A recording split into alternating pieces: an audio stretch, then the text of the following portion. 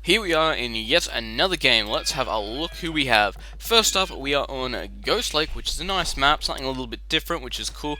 Anything really to say about it specifically is, well, there's not that much, except you just got this big frozen over piece here in the middle. There is always extra sheep out here on the ice, so it can be really handy if you find them quite quickly. As we can see, we've actually got Miguel running straight out there, so we might be able to find a few more. So in the blue, we have Twick Miguel playing as the Huns, and his opponent will be RVK BruH, who is playing as the Huns in the green. So let's have a quick look at the map and see if anyone's got an obvious map advantage here. One of the biggest things with this map is definitely how far the ice comes in towards your town centre. Because it comes into about there, you have a lot of trouble defending just because there's nothing there, there's no way you can block it off, and well, they can run in and pretty much harass your town centre directly. So that's probably the biggest issue, but if we look at BruH here, he's got nice area. He's going to be able to wall this front area off if he wants to just put a barracks and like a smith or something there, barracks and archery range, whatever he decides to go for. He does have his berries at the back, which is nice. Both of his boar are at the back as well, which is always extremely helpful. Makes it a little bit harder for your opponent to steal them. Again, deal look like they're a little bit too far away. His wood source at the back as well, kind of got his stone mine there in on it a bit, not the worst in the world, and the scout looks like it's going to be fine. But this stone here, it's not in the best location, but it's in the back. It's not like it's going to be easy to harass, so he should be alright with it, unless he really wants to get a castle up.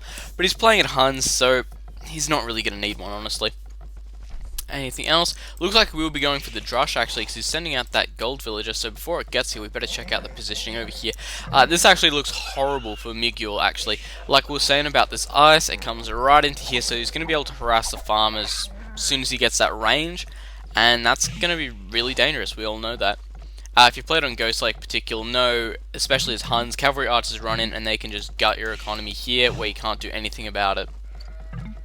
This forage patch over here as well on the trees, so not exactly the best position for that either. Forwardish wood as well, so that's not the greatest thing in the world. Yeah, putting in the lumber camp over here is probably the best option. It does have a gold and a stone in the back here, which is good. The gold is on these trees a bit, so hopefully he's not going to need too much of it. This other gold is right out here, but he does have one tucked away in this corner, which is quite nice. His deer, again, are quite out of place, so I can't really see anything happening there. Looks like the BruH is about to move out. Is he going for 5? Going for 5 militia or 4? What's his decision? Looks like he's going for 4. And he should have loom. No, no loom. No loom, guys. That's why he has the gold. No loom, so he's got 4 militia out with no loom. Looks like right now we have seen Miguel has spotted this, so he has gone for that quick wall off here. But with this ice here, there's not a lot he's going to be able to do about it unless he decides to wall around this dodgy area here. And honestly, it's not the best in the world. He is bringing some villagers out though, so it looks like he is going to be able to try and fight it off. But still, 4 militia and a scout. This is an extremely dangerous thing to try and fight off. Either that or he's just idled some villagers here. The wall off going down quite well though. Stable is going up, so he's going to be going for scouts. It looks like the wall was actually killed off there, so quite good job there by BruH actually. Microing here quite well, and I think he's actually going to lose these villagers. Yes, this one will be killed off. These 4 will escape, but still losing 1 villager to a BruH is really not a good thing.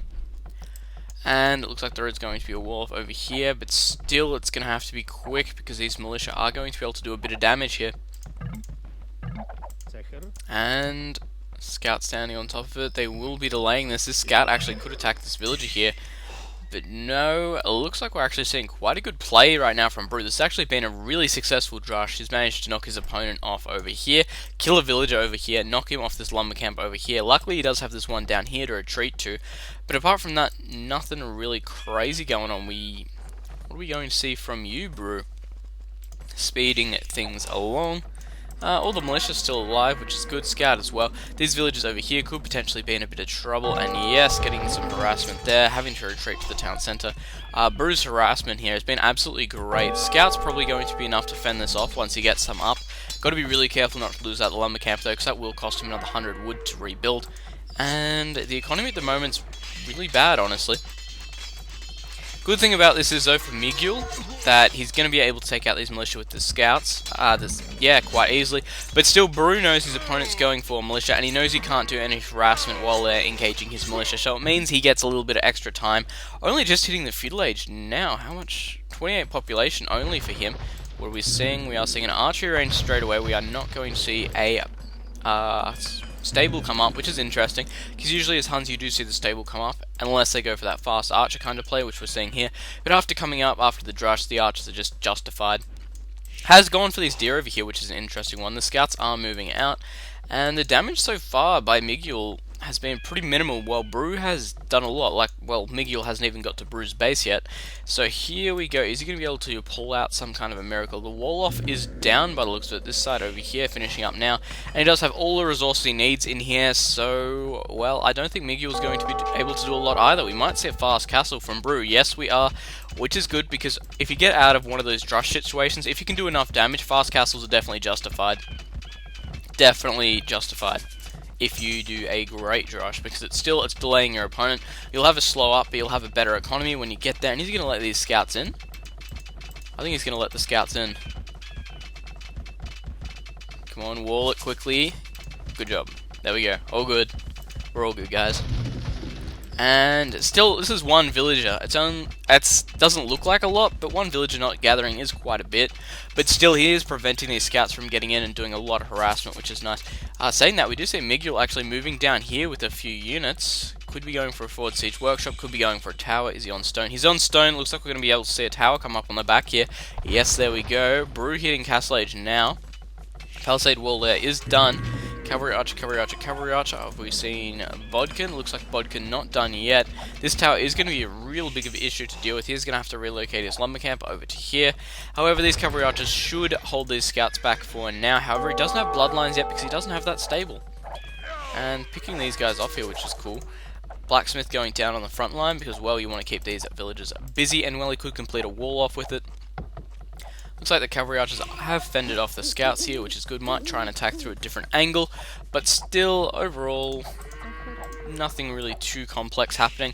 Looks like the cavalry archers are actually moving out now, and they're going to be able to get some good harassment. If we have a look at Miguel's base, he's actually stonewalled off, which is an interesting one, and I don't think there's going to be some harassment from here, again on the opposite side of the wood, moving those villages as quick as possible. However, he does have this one in the middle here where he's going to be able to defend quite easily.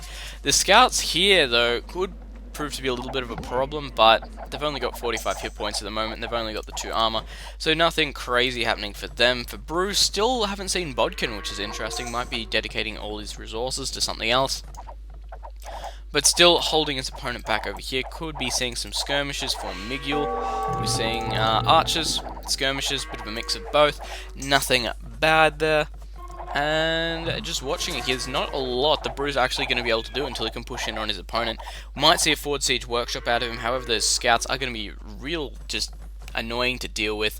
More cavalry archers moving out across the map, because of course he is going for that maximum harassment right now. And Miguel just about to hit Castle Age. Another archer range going down for him. And I really want to know what BruH's plan here is. What's his long-term goal? Stable going down, so it looks like he's going to be going for just mass cavalry archers. Gonna need that forward range though, or he's gonna need to go forward at some stage if he wants to go out with siege. Some ranges as well, just to produce like some skirmishes or things to deal with his opponent's cavalry archers could be nice, especially if you're putting the pressure on. So it's gonna come down to how well he decides to take this and how much pressure he decides to put on. There we go, the villager is moving forward now. Another archery range going up. Have we seen bloodlines? Bodkin's done, which is nice, and these crossbows here, I think he could take him out with the cavalry archers. The losses won't be too bad, but still, he could take them. And these scouts over here could come in and try and get a little bit more harassment, but still they will be killed off pretty quickly by those cavalry archers. Crossbows over here, actually managing to take that villager out. That's actually going to be really big because, well, that means he's not going to be able to put that siege workshop down. It's going to buy Miguel quite a bit of extra time here. However, as we saw coming, the cavalry archers taking out most of the crossbows without too much hassle. Got the first armor upgrade on them as well as bloodlines, and it looks like the only difference between the cavalry archers right now is that +1 armor, which is quite nice to have, we know that. And anything else, hasn't moved on to his second gold yet, however he does have it walled in. Both players walling here quite well, so it's going to be interesting how they decide to crack each other. Did get a villager kill over here, and it's going to be interesting. Are these villagers still down over here, or where are they? Town center coming on down here, which is good because he's going to need to get some extra wood, especially with this one towered right now. Is actually stealing his opponent's stone, which is perfectly a good reason. Because, well, if your opponent can't use it and you can use it, well, your opponent will have less towers and walls and castles, which makes it really good. Gate going down there. Siege Workshop coming out for Miguel right now, so he's going to try and get that Mangonel out to try and kill off these cavalry archers. And there we go, the Forward Siege Workshop is down for BruH, about to finish up now. Could see a Mangonel out of it, could even see a battering ram, actually, depending on what he plans on doing. What are we seeing? Battering ram? Mangonel, so he's going to try and push through here by the looks of it. That archery range is quite low. He's going to be able to kill off these cavalry archers quite well if he does protect that Mangonel. And looking over here, currently a 400-point lead for BruH, which is pretty high at this stage. And there's our Mangonel. Are we going to see a Mangonel for... Yes, Miguel's is out right now. And is he going to notice before it's too late is the question. Did get a little bit of splash damage there and hasn't killed off that Mangonel yet. That Mangonel is actually going to be really good defending here. Because of this small choke point here, it means that his opponent's going to be funneled through there and he should be able to get a few good hits with that Mangonel. Looks like he survived the first one. Just surviving that one there actually could be taken down by these cavalry archers. No, just getting out of there on time. Another Mangonel coming in. There is actually a forward university as well, which is always an interesting one. But you know, you're just trying to keep these villagers on the front busy. Over here, it looks like the splash damage is actually going to be really dangerous here. We do have 2 Mangonels actually out for Miguel right now, and in this choke here, this could be a way to get back into the game actually if he's not careful. It's extremely close. Losing 1 Mangonel each. And this one here is going to get another good hit. Killing off another few units. So these Mangonels definitely paying for themselves here, proving just how good they are. However, BruH's economy at this point is really getting boomed out. He does have his 3 town centers up. He's up by 700 points right now. 3 town centers? Nope, just the 2 for Miguel, and this one's only come up recently. So something interesting there. This villager here still on the front lines, trying to figure out what he's going to do. And it looks like these Mangonels here really doing a lot of damage, so speeding things along yet again. This could actually be over for Miguel anytime soon now if he doesn't watch these cavalry archers and these Mangonels. He's going to lose quite quickly because the opponent's economy is a lot better, honestly, and we might even see him go Imperial sometime soon. No Imperial yet, still needing another 700 food. And another like 400 gold. For Miguel, what are we seeing? Still needs a bunch of resources. He's not going there anytime soon. However, lots of cavalry archers actually lost here for BruH, so Miguel's starting to push it back really slowly, but still there is a massive score lead at the moment for BruH. There's actually an 800-point lead. However, a few good Mangonel hits could change everything. We know that, we've seen that, especially with cavalry archer armies. They're an interesting one because they can counter Mangonels quite well, but if left unattended, they do get killed off extremely quickly. Backup coming in from BruH right now. How many ranges is he producing off? He's got 4 or 5 ranges up. Still only 700 points difference, so he's getting a little bit better. Looks like this Mangonel here, though, will do quite a bit more damage than it was meant to. And it looks like it's going to get taken out there, but still taking out a cavalry archer, which is nice. No splash damage there. But still, we can see that BruH does have complete map control at this stage. He has played quite a good game so far. His economy has been pretty well done. That drush at the start honestly made a really big difference. Just the amount of damage he got out of that, he shouldn't have been able to have that much damage done. It's just he neglected this, used his lumber camp over here quite well. Forced his Miguel to send all these villagers down over here. Over here at the barriers as well, managed to kill one of them. There's actually a castle coming up for Miguel right now, but I don't know if it's going to get finished. He did take out that Mangonel though, so this is good. There is 2 there, and if he doesn't play well with these cavalry archers... Ooh, forcing those cavalry archers back there, that Mangonel has saved him. If we look, there's actually going to be a little bit of splash damage on most of these units. So he is actually looking quite good right now. Only a 500-point difference, but if we look at BruH, he could be upping. And yes, he is. BruH is going up to the Imperial Age, which means we will be able to see a heavy cavalry archer, we will be able to see siege rams out. So there's going to be a lot of extra damage coming in there. And I'm surprised that Miguel's been able to mine so much stone down over here without BruH trying to do anything. The market is actually going up, which is an interesting one. Could be trying to get more gold. Looks like that's what he's going for. Over here, though, ooh, this could be bad. This could be very bad for Miguel right now. Castle is going up, but still, especially if his opponent had a Mangonel there, that would have done so much damage. Battering ram is out though, which is interesting. Should be able to be taken down quite quickly though by the Mangonel. And it looks like BruH's actually starting to win this fight over here, and it looks like he's going to lock down this area quite well now. But still, he is really far behind, and if BruH manages to get out of Trebuchet, it could all be over, because that's going to allow him to take out the castle, of course, without getting in range of it, and he's going to be able to force his opponent to engage him, which means that really he's going to be able to do a lot of damage there. 400 points difference, but still, we do have BruH upping. Still not there yet. Another siege workshop going up, so he will be able to start getting that double siege out. I think he's expecting to go for siege ram at this stage, as well as a heavy cavalry archer. Actually, unless we see an abundance of stables, no extra stables coming up. So it looks like we're just going to see a heavy cavalry archer and a siege ram complication, which is always a very effective tactic, especially if it's backed by trebuchets. And what are we seeing? Battering ram, battering ram, battering ram. Where do those cavalry archers of yours go? They're all over here. And it looks like we do see BruH moving forward right now. What's he going to go for? It looks like he's going for the gold over here. Yes, going for the gold. There we go. So that map control right now being really important. And he is using this gold here as well. It's actually been using a lot of his resources, just showing how important map control is. It allows you to get so much extra resources. Whereas we do have Miguel down to the last 2 bits of stone right now. Capped ram. No siege ram yet, because that is a very expensive food upgrade.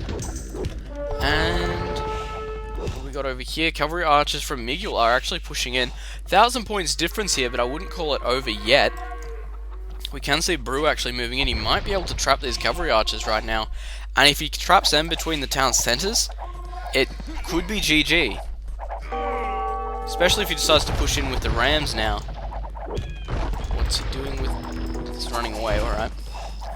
Over here, let's see what the plan is. No escape route. It looks like he's going to have to try and fight his way out of here. Does have the hill to work with, but still, BruH running up onto the top there. It looks like he's got the advantage now, and it looks like he's going to be able to kill off all his cavalry archers. That's a close one. That extra armor upgrade and damage and range is going to be really playing effect here. As we know, with tech upgrades, they are really important to get. This tower definitely putting on some extra damage, but still... There we go, BruH mopping that one up there, taking it to a 1,400 point lead. And we can see right now Miguel is actually starting to mix skirmishes in, which means he's just about out of gold. And you can usually tell that once your opponent goes from pretty much cavalry archers to skirmishes, you know they're running out of gold. It can really show they're starting to get a bit weak. But skirmishes against cavalry archers we do know work quite well. But here come all the rams from BruH. This could be over.